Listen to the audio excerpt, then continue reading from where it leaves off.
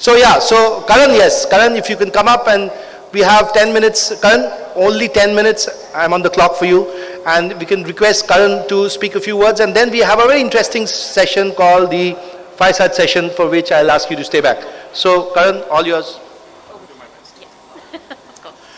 Good evening, ladies and gentlemen.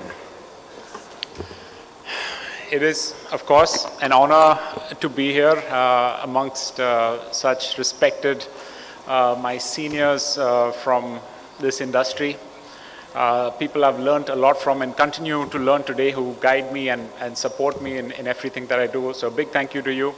It's also great to see some of the future of our industry, some cadets sitting over here. It's really nice, really great to be here. Big thank you to Capt for organizing it. Great venue, great place. I'm really looking forward to the learnings that I'm going to take back with me over the next couple of days. Firstly, my apologies for being late today. This morning I had my daughter's annual day function, and she was doing a play. It was called Mary Poppins, and she was playing Mary Poppins. So that was something that I couldn't miss for the world, and thanks Capt for accommodating and understanding. So I had that this morning 11 to 12, and then I had a 2 o'clock flight, which was of course delayed, and but all's good. I'm here now. So I didn't prepare a speech, but I do like to take this opportunity to talk about a topic that I think many of you already know is very close to my heart, and that is around women empowerment, women development in our industry. But a little bit background into why or what started this passion in me. And this was about 5 years ago, and again a personal story involving the same Mary Poppins. When my daughter was about 4 years old, as part of her school activities, they took her on board a cruise ship in the domestic cruise terminal over here. And one of the activities they were doing on board is to dress up in a costume. And all the girls in the class were given princess costumes, and all the boys were given captain's uniform. And my daughter refused to put on the princess costume, and she said that I want to be a captain like my father, and she created a fuss until they found her and they got her the captain's uniform. And that situation was resolved, but it did get me thinking that why is it that our culture is so tuned to just assuming that women should only do one particular role, or stereotyped as being princesses. Of course they can be captains, of course they can do any other things that all of us are doing. So that's got me started, and of course I've been supported by a wonderful organization, and it was not always that we were so aggressive, let's say, on okay, Capt is indicating you can't hear me. It was not always that we are so aggressive on our culture transformation agenda. But in 2021, there was a case reported on board one of our US flag vessels that shook our organization to its core. It was a case of sexual assault, and all of us, myself included, could not believe that such an incident has happened on our vessel, on our watch. And that, and then we started looking into it, and we realized that this is not a small problem. This is really much bigger than what we had thought, or we never even contemplated the magnitude of the issue. And that issue is, by definition, our industry, we all know it. It is made by men, for all of time. That's how it is. And, with the representation in the room today, we know that is where, that is the issue. But that's not news to any of you. So we decided to embark on a culture transformation journey, and I don't think it is because the people in the industry are not not doing the right thing. I think we all have good intentions, but we are conditioned in certain ways, and it's just hard to accept change and hard to drive change. So we looked at the problem. One problem was the culture, and the other side of it, how do you change a culture without having more diverse mix on board. So we did a lot of studies, did a lot of research, and we realized that it has to go hand in hand. It's sort of like learning a new language, right? If you sat here and you learned German for a year, you would never become fluent in it unless you go and live in Germany and speak the language. So it's similar with the culture as well. You can teach everyone gender sensitization and culture transformation courses and things like that, but unless you have the opportunity to practice that in your day-to-day, you're not going to see a real change. So one part was attracting more women into our industry, and the other part was changing the culture on board.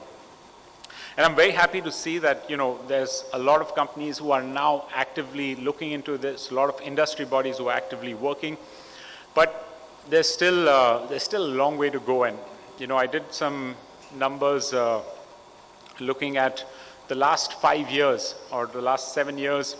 There was a 43% increase in the number of women seafarers, and but that still equates to a 1.2% global workforce of women seafarers. And if you extrapolate that to reach 50% seafarers, which I don't think has to be a figure, but if to reach 50%, it's going to take us 300 years at the current rate that we're going. And if we even aim for 10% at the current rate that we're going, it's going to take us another 70 years. So it's clear that action is needed. Bold action. Just being equal opportunities is not enough. We need to go a step ahead, and we really need to do things that that make a difference. That otherwise we're not going to move the needle. We're going to stay exactly where we are, and things will not change. So coming on to the attraction part, the first thing is there is lack of awareness. The perception that our industry has, or people outside have, is that this job is not suitable for women. My colleague Manan is here from our recruitment team, and he's been to many schools and colleges and ITI institutes to introduce this career to men and women there. And we've been to a lot of girls' schools as well. And what we realized that the students, the teachers, the principal, none of them were aware that such an opportunity even exists. There are a lot of myths in the industry about what a career in seafaring looks like for women, and propelled by social media, propelled by Hollywood. You see movies like Captain Phillips and Captain Jack Sparrow, and it puts a certain image in your head. And our ships are very, very different in today's terms. And because of this, there are not enough role models at a higher level. So the only way to have role models is to have you have to start at the grassroots. There's when a company wants to go and increase the number of women in their fleet, there are no women in the market to hire from. You have to go to the grassroots, and and then the women have to be there so that they can grow to more senior levels. So the first thing we did is we accepted that there is a serious problem. We ascertained what is the key focus areas. We we put in a lot of resources, time and effort into creating a strategy that will help us get to where we want. We have put in a target of 15% women in our fleet by 2030. In India, we have put a target that we want 50% of our cadet intake to be women by 2027. And we are well on our way. And it is not impossible. I think another thing we realized is that we can't do this alone. If, as Maersk, we are an attractive employer for women, that's not sustainable. We need the entire ecosystem to be working together. We need the administration, we need the marine training institutes, we need other companies to make this industry more attractive, to make this industry more conducive for women, so that the entire lifespan, the entire ecosystem works in that way.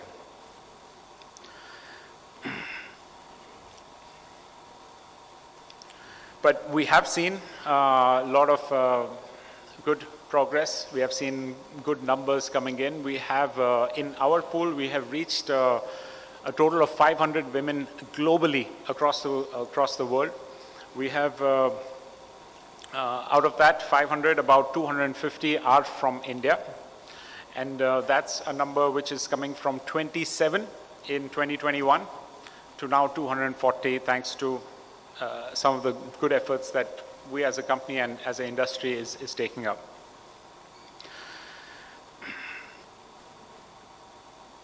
We've seen some great initiatives from the administration as well. We should mention the gender sensitization programs in pre-C institutes. We're also working on a gender sensitization for faculty in pre-C and post-C institutes. There's the MTT study grant that is given to all women studying, which I think is a huge benefit. Last year, we also launched the first women rating program, where we, in collaboration with TS Rahman, where we got together, we managed to find 20 women ratings, and very happy to say that they have graduated from their course now. They have just finished their induction in the office last week, and they're going to start going on board very soon. Before that, we also had our first women rating who from OS, from a trainee OS, became a full OS. And we have companies or other nationalities like Philippines where this is normal. They have a lot of women ratings coming in. So, what about the women from India? I'm pretty sure that they can do a damn good job on board our vessels. Lastly, I don't know how I'm doing on time, but I think the future for all of us is collaborative. We need to work together. We need to do more together, and I would, urge upon every one of you to see what you can do in your capacities, to see what we can do together. And, as an organization, we are always looking to develop this cause further in India. And I, invite all of you to, come and collaborate with us. Yeah, with that, I would like to thank you all again for giving me the stage. And I'm looking forward to the next 2 days. Thank you.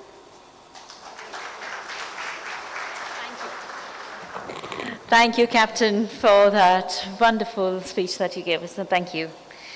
I now invite, Captain, if you could just stay here, Captain Shaukat Mukherjee, to please come on stage and felicitate Captain Karan Kochhar. Captain, can you please join us on stage? Yes, of course. Yes, Captain. Just waiting for Captain Shaukat Mukherjee to come in. And when I invite Captain Rajesh Tandon to also join us on stage.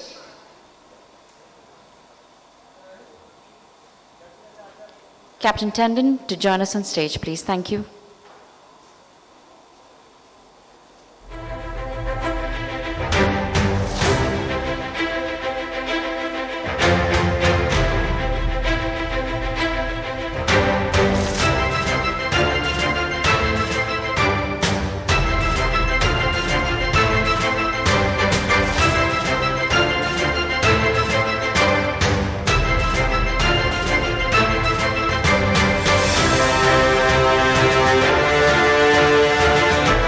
you, Captain Tandon. Thank you, Captain Kochhar. Thank you.